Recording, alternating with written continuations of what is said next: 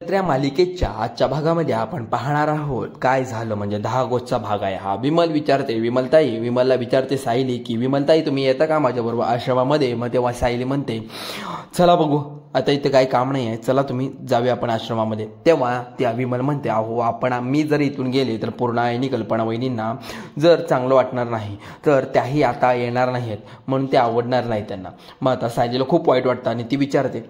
मग अर्जुन म्हणतो बायको तू विचार नको करू, मग तू अशी उदास नको हो, मम्मा आणि पूर्णाजी दोघांना मी स्वतः घेऊन येईल। तेव्हा सायली सांगते अहो तसं नाही हो, दोघांनी स्वतः मनापासून माझ्या घरी यावं अशी माझी इच्छा आहे, कारण मला कुठलाही त्यांच्यावर दबाव आणायचा नाहीये। तेव्हा प्रताप सांगतो सायली अगं मी त्यांना समजावेन ना, आणि तू माझ्याबरोबर घेऊन सुद्धा येईन त्यांच्याबरोबर, माझ्याबरोबर त्यांना सुद्धा घेऊन येईन। तेव्हा आपण एक काम करूया, रविराज काका आणि प्रतिमा आत्या या दोघांनी आपण आश्रमामध्ये यायला सांगूया असं सायली म्हणते। तेव्हा आता ते फोनवरून सांगू की आता घरी जाऊन सांगूया, मग आमंत्रण द्यायला जाऊया का असं मग ती विचारत असते अर्जुनला। अर्जुन म्हणतो हो चला तर जाऊया आपण। तेव्हा जाऊया म्हटल्यानंतर सायली खुश होते। त्यानंतर ती म्हणते की बाबा अस्मिताताई आज येणार नाही का हो। त्यावरती प्रताप म्हणतो हो बहुतेक आज। तेव्हा ती सायली सांगते बरं ठीक आहे येणार नाही आहे, बहुतेक येणार आहे म्हणतात। मग ठीक आहे मग असं म्हणल्यानंतर आता ते जायला निघतात। त्यावेळी आता प्रताप मनात विचार करत असतो की कल्पना आणि पूर्णाही या दोघांनाही समजावीन म्हटलं, बरं काय करावं कळत नाही त्याला सुद्धा आता। दुसरीकडे प्रिया आता खूपच ड्रामा करत असते आणि म्हणत असते अश्विन अरे आज सुद्धा बाबा नाही आले, मला भेटायला सुद्धा नाही आले, फक्त माझे बाबा नाही आहेत ते, माझी वकील सुद्धा आहेत ते। त्यावेळी जर आत्ताच्या काळामध्ये ते माझ्याबरोबर नाही आहेत तर मी इथून बाहेर तर कशी पडू। तेव्हा अर्जुनला काय बोलावं सुचत नसतं। त्यावेळी तो शांत बसतो। मग कल्पना ही आपल्या रूममध्ये बसलेली असते। तेव्हा प्रताप तिथे येतो आणि समजवण्याचा प्रयत्न करत असतो। अगं कल्पना निदान सायली काय म्हणते ते तरी ऐक, ते तू ऐकायला तर हवं होतंस। तेव्हा ते पाहिल्यानंतर ती म्हणते उद्या ती पहिल्यांदा आपल्या माहेरी जाणार आहे आणि अशा वेळी आपली सगळी माणसं आपल्या सोबत असतील तर तिला बरं वाटेल असं प्रताप म्हणल्याबरोबर काय चुकलं सांग तिचं। तेव्हा ती कल्पना म्हणते की अहो चूक तिची नाही आहे ना, कारण चूक खरं तर फक्त माझी आहे, कारण मलाच माणसं ओळखता येत नाहीत, कोणावर विश्वास ठेवायचा आणि कोणावर नाही हे सुद्धा मला कळत नाही, कोणाला जीव लावायचा की कोणाला नाही, खूप भीती वाटत आहे मला असं म्हणल्याबरोबर माझा जरा विश्वासघात झाला असं वाटत आहे। मनातल्या मनात तिला खूपच वाईट वाटत असतं। प्रताप म्हणतो एवढी टोकाची भूमिका घेऊ नकोस ग कल्पना, प्लीज कल्पना। तेव्हा कल्पना सांगते हे पहा तुम्हाला जर वात्सल्य आश्रमात जायचं असेल तर जा, मी तुम्हाला अजिबात अडवणार नाही, कारण तुम्ही एकटे जा, कारण त्यांना जायचं नाही, त्यांना उगाच फोर्स करू नका आणि मला तर नाहीच नाही प्लीज असं म्हणून ती विषय टाळायचा करते। मग दुसरीकडे प्रिया अजूनही आता ती पूर्णाजींना विचारत असते। तेव्हा अश्विनला म्हणते अरे तू एवढा शांत का झालायस रे असं पूर्णाजी विचारते। तेव्हा त्यानंतर त्याने खूप आठवण येते असं मग प्रियाला सांगत असतो। मग प्रिया अशा अवस्थेत पाहून अश्विन काळजी करत असतो। मग साक्षी मागे हसत असते, कारण तिला माहीत असतं की सगळी नाटकं करत असते। पुढे आता अश्विन म्हणतो हे बघ रविराज काका नक्की येतील आणि मी त्यांना घेऊन येईन, तू नको काळजी करू। प्रिया विचारते खरं येईल ना। तेव्हा अश्विन काहीच न बोलता तिथून निघून जातो। ते तिथून गेल्यानंतर बरोबर प्रियाचा चेहरा पडतो। त्या पडल्यानंतर साक्षी मागे आवाज येते काय ग तुझं खोटं कर्तृत्व पाहून तुझ्या खोट्या बापाने नाव टाकलं वाटतं तुझं। त्यानंतर प्रिया चवताळून म्हणते तू गप बस। हा इकडे सायली आणि अर्जुन हे दोघे आश्रमाच्या जवळ आलेले असतात। अर्जुन गाडी थांबवतो आणि गाडीतून खाली उतरतो आणि सायलीकडे हळूहळू दोघेही आश्रमाकडे चाललेले असतात। सायलीची पावलं आपोआप तिथे थकतात, कारण तिला आता पूर्वीचे सर्व क्षण आठवतात की या आश्रमामध्ये आम्ही किती आनंदाने प्रेमाचे क्षण घालवले आहेत। आम्ही इथे सगळी लहान मुलं मिळून, त्याचबरोबर कुसुमताई आणि काकू मिळून किती मस्त खेळायचो, गप्पा मारायचो, हे सर्व काही क्षण एकत्रपणे आठवत असतात। इथे खूप समाधानी होते जीवन आमचं असं म्हणत असते ती। सायलीला आठवून हे सर्व क्षणात एक आठवतं। सायलीच्या डोळ्यात चटकन आनंदाश्रू येतात, कारण क्षण तिला पुन्हा एकदा त्या आश्रमामध्ये जगायचे असतात। चक्क 2.5 वर्ष आश्रम त्यांच्या ताब्यात नसतं म्हणून सायली आश्रमात गेलेली नसते। त्यामुळे आश्रम पुन्हा एकदा हक्काने आता मधुभाऊंना सर्व मुलांच्या ताब्यात फायनली आलेले असतात। मग त्यानंतर कशा प्रकारे मधुभाऊ आम्हाला जास्तीत जास्त मस्ती केल्यावर, उगीच टाइमपास केल्यावर ओरडायचे। त्यावेळी सायलीला आता आठवतं की सायली हळूहळू आश्रमापुढे जाऊ लागते। तेव्हा तशा सर्व तिच्या जुन्या आठवणी जाग्या होत असतात. ती अधिक इमोशनल होते. तसेच सगळ्या गोष्टी आठवून आता तिला खूप छान वाटत असतात. तेव्हा अर्जुन देखील तिच्या सोबत असतो आणि तो सायलीकडे पाहत राहतो आणि म्हणतो, सायली आता आश्रमात चालली आहे म्हटल्यानंतर थोडीशी इमोशनल होणारच.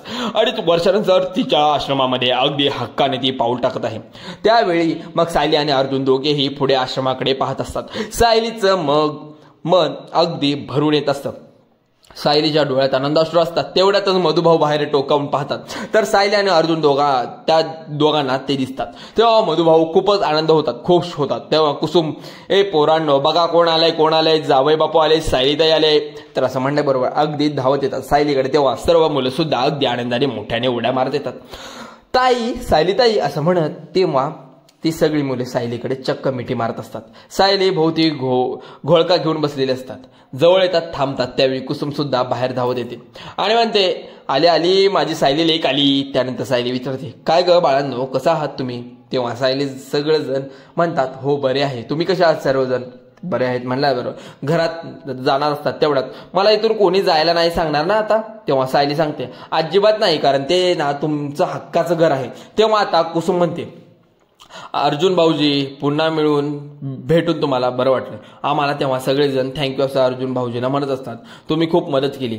त्यानंतर गप्पा मारत असतात, आभार मानतात अर्जुनचे. पुन्हा एकदा हसतो आणि मग त्यानंतर म्हणतो, अरे मी फार काही केलेलं नाहीये, कारण हे घर तुमचंच आहे आणि तुमचंच राहणार कायम. त्यानंतर सायली आता समोर पाहते आणि म्हणते, हे काय आता? अर्जुन विचारतो, काय झालं सायली? मधुभाऊ अजूनही आपल्या आश्रमाच्या म्हणजे वात्सल्य आश्रमाच्या बोर्ड लावला नाहीये, कारण इथे. तेव्हा मधुभाऊ म्हणतात, अगं सायली, एक आल्यापासून काही ना काही काम सुरूच आहे, सामान सुद्धा अर्धवट राहिलं आहे बघ. तेव्हा ते सगळं आठवल्यानंतर ती म्हणत असते, मी लावू का हो?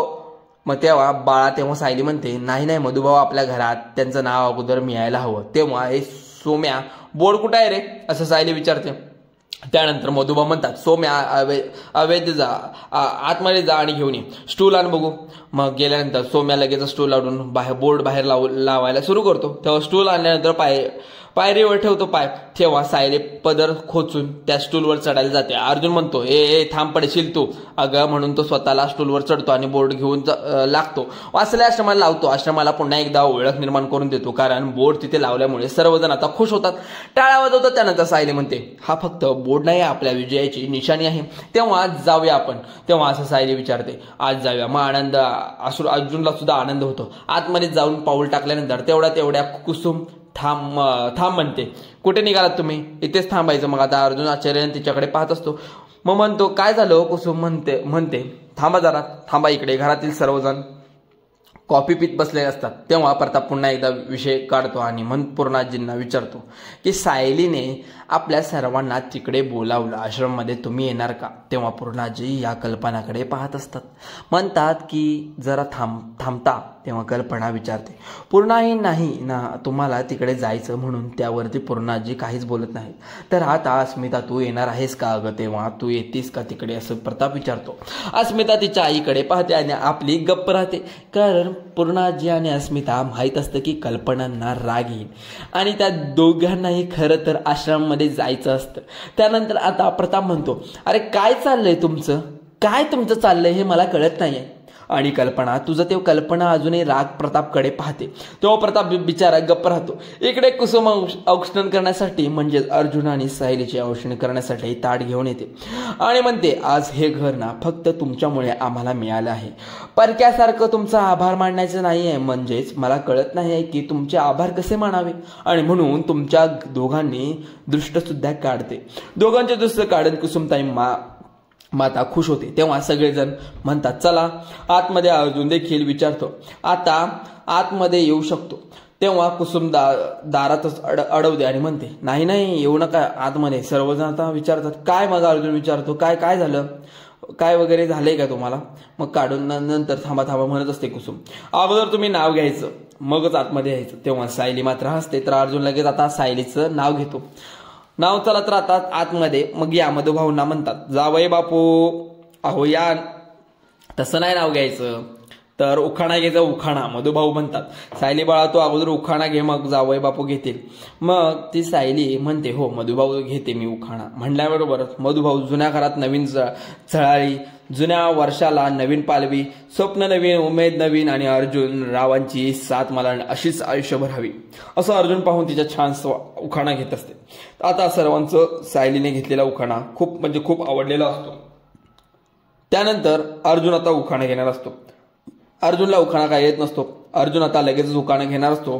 भाजीत भाजी भेंडीची. तेव्हा सायली आता त्याला धक्का मारते. मग अर्जुनला लक्षात येते काहीतरी चुकले. मग आता आपलं तोंड मोडत म्हणतो की भाजी मेथीची असते हो सायली माझ्या प्रीतीची. तेव्हा अर्जुन हा उखाणा घेतल्यानंतर सगळेजण त्याच्यावर हसतात.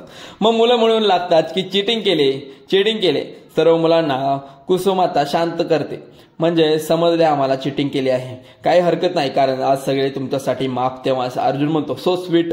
आता आत येऊ का. तेव्हा आतमध्ये या म्हणत असतात. अर्जुन विचारतो तेव्हा या जावई बापू असं म्हणत असतो. मधुभाऊ आणि कुसुम जेव्हा म्हणतात तेव्हा मुलं एकदा अर्जुनची गमत करत असतात. जावई बापू आतमध्ये मग या. पुन्हा एकदा हसतो.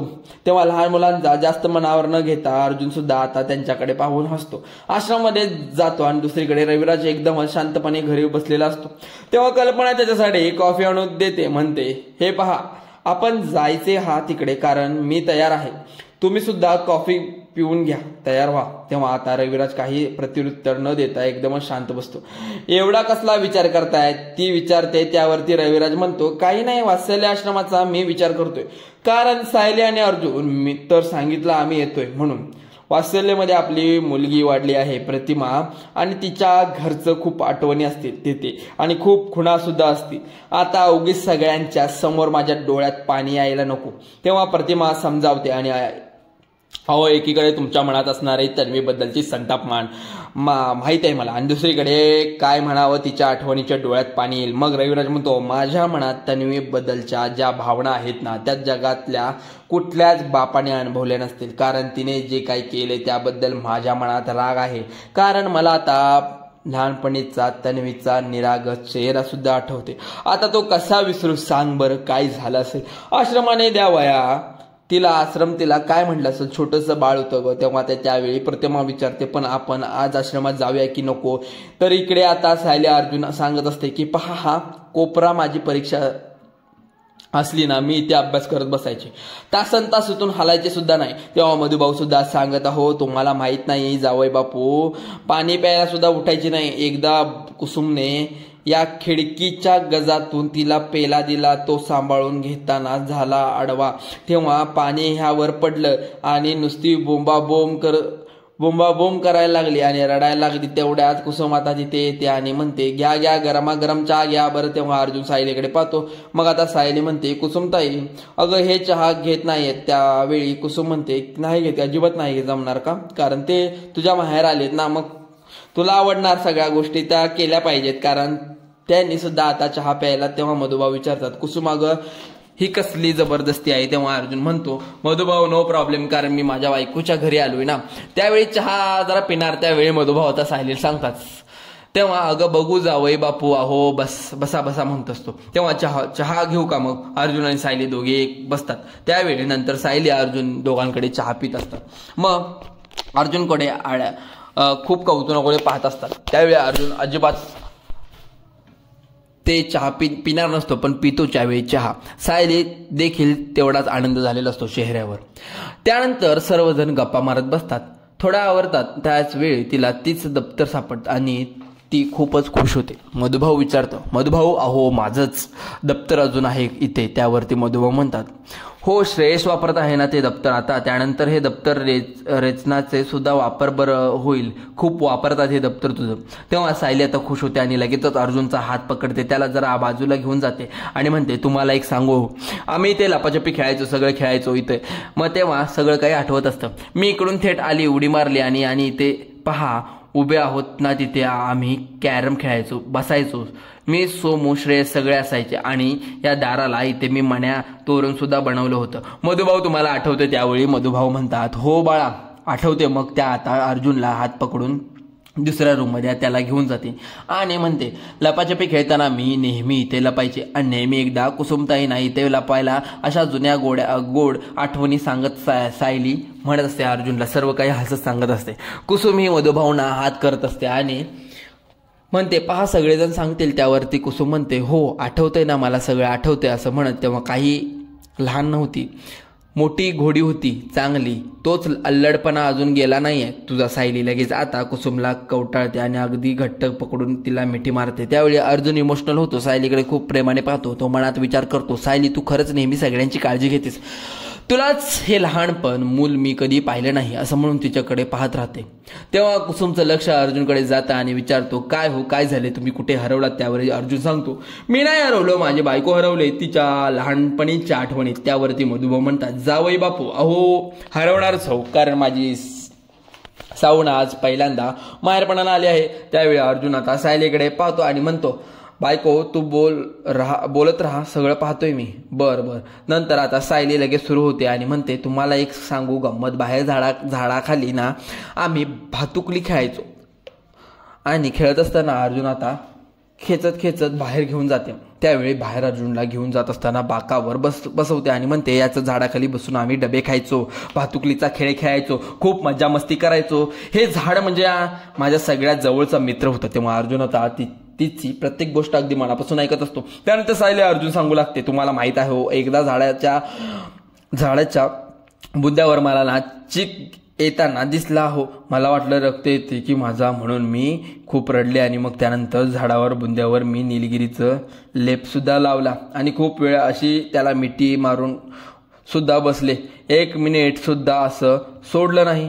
तेव्हा अर्जुन विचारतो हो सायली, मग नंतर माझ्या एकटेपणाला एक मेव मित्र होता, एकटं कसं सोडणार, कारण मधुभाऊ माझ्यावर जर किती चिडले ना तरीही मी इथेच आपली एकटी येऊन बसायचे. मधुभाऊ सगळे गाराने या झाडाचे सांगायचे, आनंदाचं सांगायचं सगळं काही, सर्व या झाडाला मी सांगत होते. 2.5 वर्ष झाड बिचारे एकटं पडलं हे सगळं म्हणून ती सायली खूप उदास होते, खूपच शांत राहते. त्यानंतर तिच्या डोळ्यातून पाणी येतं तर हे तिला पाहून पुन्हा आठवतं, त्रास होत असतो, इमोशनल होते. त्यानंतर अर्जुन सगळं आपण मन मोकळं करत असते. त्यानंतर सायली आता बाकावर उभी राहते आणि झाडाला स्पर्श करते, झाडावरती अगदी छानपैकी हात फिरवते. झाड सीताफळाचं असतं आणि फळांकडे ती पाहत राहते. सायलीचं झाडावरचं हे प्रेम पाहून आता अर्जुन देखील भारावून जातो, ही अगदी झाडावर सुद्धा किती प्रेम करत आहे. मग त्यानंतर अर्जुन म्हणतो आज माझा दिवस हा खूप स्पेशल आहे, कारण तो माहेरी असताना कशी होतीस हे अगदी पहिल्यांदा पाहतोय. कारण सायली आज त्याला सगळं आश्रम दाखवते आता, त्याचबरोबर सगळ्या जुन्या गोष्टी सांगून तिला आठवणी क्रिएट केलेलं असतं. अर्जुनला सुद्धा हे आठवलेलं असतं, कारण की सायलीच्या चेहऱ्यावरचा आनंद खूप कौतुकास्पद असतो. प्रेमाने सायलीकडे पाहत असतो, त्यामुळे आणखी तिच्या तो प्रेमाकडे पाहत असतो. मित्रांनो, पुढील भागामध्ये देखील मित्र एकत्र आलेले असतात, म्हणजे अर्जुन, अवैध आणि तेजस तिघेही हंडीचा उत्साह साजरा करत असतात. खूपच मोठा उत्साह असतो दहीहंडीचा.